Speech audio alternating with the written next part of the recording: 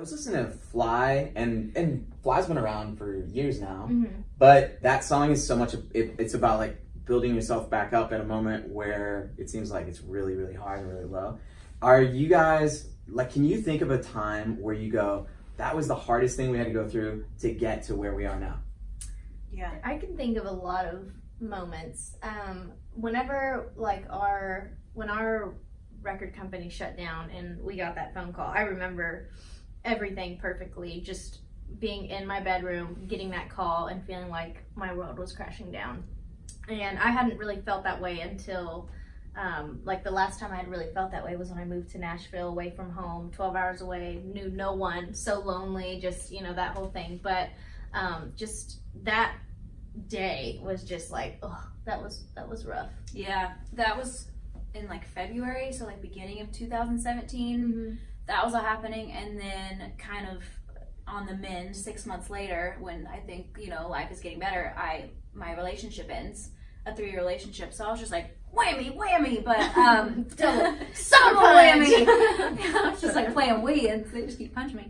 You know, when the label stuff was happening, our mind automatically went to, we're never gonna put out music again. And when my breakup happened, I was like, I'll never be happy, blah, blah.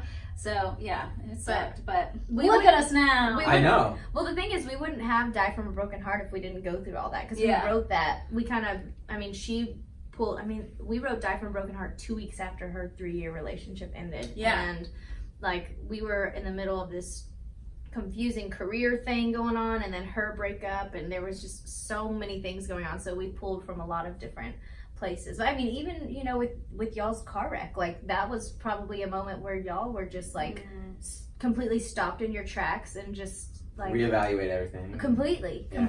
But I, like, looking back, we've been saying this, we would do it all over again to be where we are now. Like, just how much we've grown, our character, our songwriting. When, like, you can't be a good songwriter if you haven't been through some stuff. Like, it's just, you don't write real stuff, you don't write things that connect if you haven't truly been through it, you know what I mean? Did you call Maddie right when, like, was she one of your first calls, like, after the breakup? No, actually, I texted you. I texted her and I said, hey, this happened, I know you have a lot of questions, but I don't have it in me to talk about it right now. My brother was actually the first one I called. Big bro or little bro? Big brother. I have 2 older brothers, but he's 14 months older than me. Okay. And our older brother, he's 27. But yeah, I called him and he was just like, you know it's gonna be okay. And I'm like, yeah, I know. Everyone can say that, but it doesn't feel that way. So yeah, I couldn't even find words to say to her. I just like sent her a text, and then because I just wanted to go punch. I'll spoiler on the music side. Things went well. They got a new it label. went well. Relationship side, things are going well. Yeah. Well, this one right here, Friends Don't right here. I remember you told the story about how Jonah took you on that movie date. Yes. And then did they make it? Yes. And instead of like, you went in for a kiss and he turned and cheeked you. He denied my smooch. That was probably the most embarrassing thing that's ever happened to me. Like, one of the many, but it's on the top of the list. And I was like, and now that we're like about to get married, I'm like, why did you do that? And he's like, I don't know, it just freaked me out, because I knew that if we were gonna do this, like, we were gonna be together. And he's like, and I just didn't know what I wanted. We were in high school, and then I was like, sometimes you have to lead the horse to water. Right? Let him know. Figured it out. Good move, Jonah. Good move, Jonah. And then over here, Tay, I saw that. Well, first I saw news from Charles Kelly that your boyfriend was engaged to Miranda Wasn't Lambert. that crazy? Yeah, he looks exactly like Miranda. He does, and when I saw him in person, what's his name?